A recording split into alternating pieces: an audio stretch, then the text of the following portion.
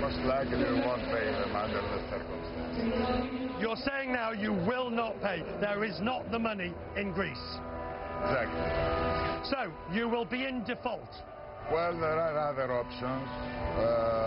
The IMF has the option to postpone for another 30 days.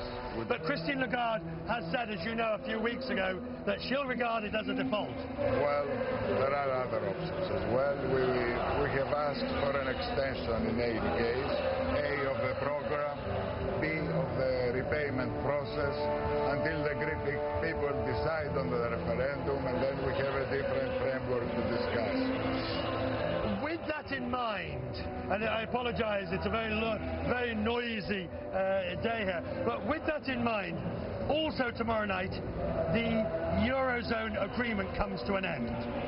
There's no bailout deal to negotiate about.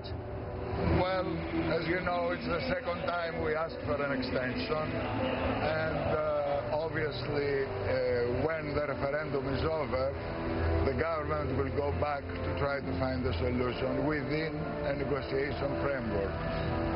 The referendum question, which is complicated, but it really, let's be honest, Minister, this referendum question is a yes or no on do you want to stay in the euro? Because that's what Matteo Renzi, the Italian Prime Minister, said. He's right. I have huge respect for Mr. Renzi, but the referendum, the question is very simple.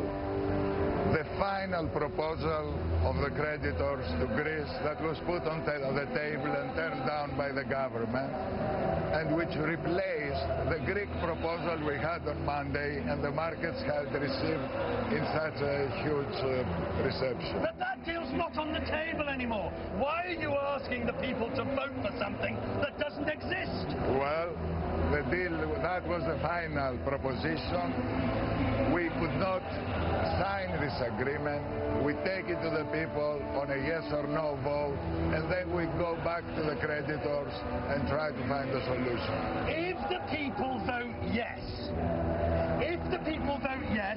and the government has asked them to vote no, but you lose, you have no credibility. Well, if this is the choice of the people, we will respect it.